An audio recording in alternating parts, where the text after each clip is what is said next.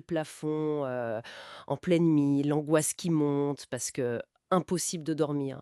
Et c'est terrible parce que plus on essaye, moins ça marche. Aujourd'hui, on va essayer d'y voir plus clair sur le sommeil. On s'appuie pour ça sur les réflexions d'un psychologue et chercheur français, un vrai spécialiste des troubles du sommeil, de l'anxiété aussi. On a décortiqué un entretien assez poussé avec lui. Oui, l'idée c'est vraiment de dépasser un peu les clichés, les mythes tenaces sur le sommeil. Comprendre ce qui se joue vraiment et puis surtout voir quelles sont les stratégies validées pour retrouver des nuits plus sereines, sans que ça devienne une obsession non plus, bien sûr. C'est important ça, l'obsession. Absolument. Alors, déjà, le sommeil, ce n'est pas juste euh, anodin. Le manque chronique, surtout dans des cas, disons, sévères, comme l'apnée du sommeil, Ah oui, c'est blocage respiratoire la nuit. exactement. Eh bien, ce manque est lié à des risques bien réels, cardiovasculaires, diabète. Ça peut même potentiellement réduire l'espérance de vie. C'est un point crucial. Mais attention, il faut nuancer tout de suite. Si on dort bien, globalement, Oui, pas la peine de se mettre la rate au courbouillon. Faut vraiment distinguer les petites difficultés passagères liées à un coup de stress, quoi. d'un vrai trouble chronique installé. Tout à fait. Et justement, ces troubles chroniques, l'expert les relie souvent à ce qu'il appelle un peu le poids de la vie. Le pot de la vie. Ben oui, l'accumulation de stress, l'anxiété parfois des traumatismes, la pression au travail, même des violences subies. Tout ça, ça nous met dans un état d'hypervigilance. Et puis il y a cette forme particulière, l'insomnie dite primaire, où c'est la peur de ne pas dormir qui devient elle-même le problème. Le cercle vicieux, quoi. Cette anxiété, elle est souvent nourrie par des idées un peu toutes faites, non? Par exemple, les fameuses 8 heures de sommeil par nuit. Hmm. Ça, c'est une moyenne, une généralisation. En réalité, les besoins varient énormément. Ah oui, On a des courts dormeurs, des longs dormeurs. C'est en partie génétique, lié à notre chronotype, si on est plutôt du matin ou du soir. L'astuce de l'expert pour savoir où on se situe, s'observer pendant de vraies vacances, sans contrainte. et les réveils pendant la nuit, alors beaucoup s'inquiètent de ça. Mais en fait, c'est tout à fait normal de se réveiller plusieurs fois. Un bon dormeur, souvent, il ne s'en souvient même pas le lendemain. Le souci, c'est l'anxiété que ça génère chez l'insomniaque. Exactement, c'est ça qui bloque le retour au sommeil.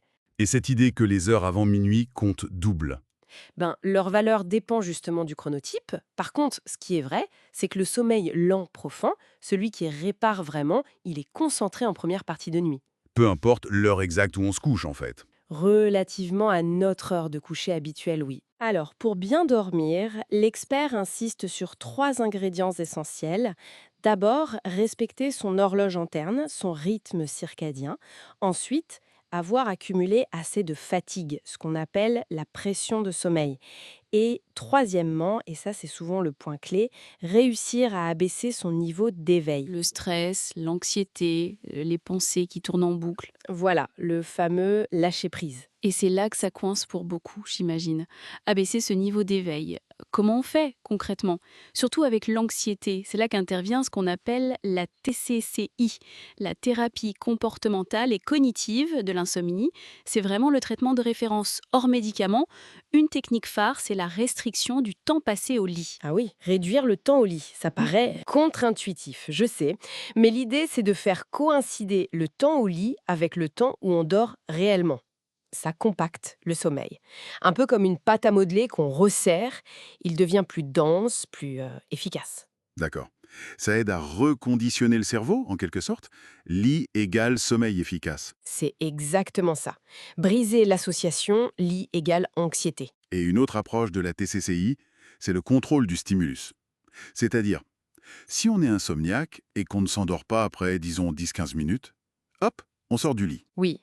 On fait une activité calme, reposante. Lecture douce, écoute calme. Mais surtout pas d'écran, idéalement. Mhm. Et on ne retourne se coucher que lorsque les signes de sommeil reviennent vraiment. Tout à fait.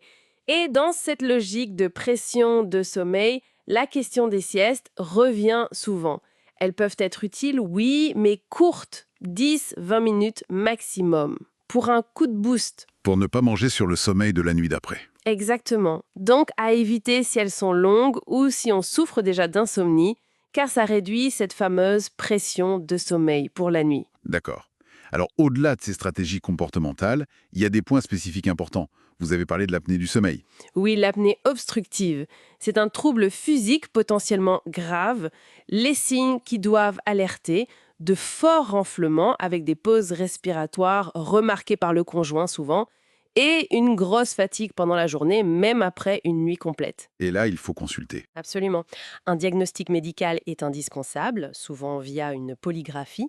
Et puisqu'on parle de sommeil et de risque, un mot rapide sur le cododo. Dormir avec son bébé dans le même lit. Ah oui. L'expert met vraiment en garde. Ça augmente significativement le risque de mort subite du nourrisson, par étouffement notamment. Surtout avant 1 an. La sécurité avant tout. Message reçu. Et face aux difficultés d'endormissement, beaucoup sont tentés par les somnifères, les benzodiazépines.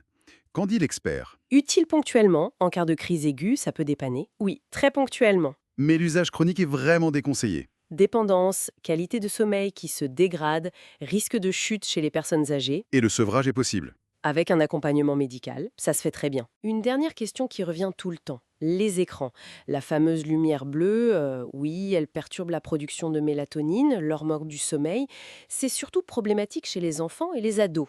Et chez les adultes? Chez l'adulte, ça dépend plus de la sensibilité de chacun, et surtout de ce qu'on fait sur l'écran. Est-ce que ça détend ou est-ce que ça met plutôt en état d'alerte? En fin de compte, ce qu'il faut retenir, c'est que le sommeil, c'est une expérience très personnelle. Il n'y a pas de recette miracle unique. L'important, c'est de comprendre ses propres besoins, ses mécanismes, de viser la qualité, la profondeur plutôt qu'une quantité X d'heures à tout tri. Et surtout, d'apprendre à lâcher un peu prise sur cette volonté de tout contrôler. Oui, se lâcher prise. Et l'expert termine sur une idée assez interpellante, je trouve. Il suggère que si on passait moins de temps à se battre contre l'insomnie dans son lit, ces heures éveillées ne seraient peut-être pas juste perdues. Hmm. Elles pourraient devenir un temps différent, un temps pour soi peut-être, pour une activité calme qui a du sens, chose qu'on a rarement dans nos vies trépidantes. Qu'est-ce qu'on choisirait de faire de ce temps-là si on le voyait différemment? C'est une piste de réflexion intéressante, je trouve.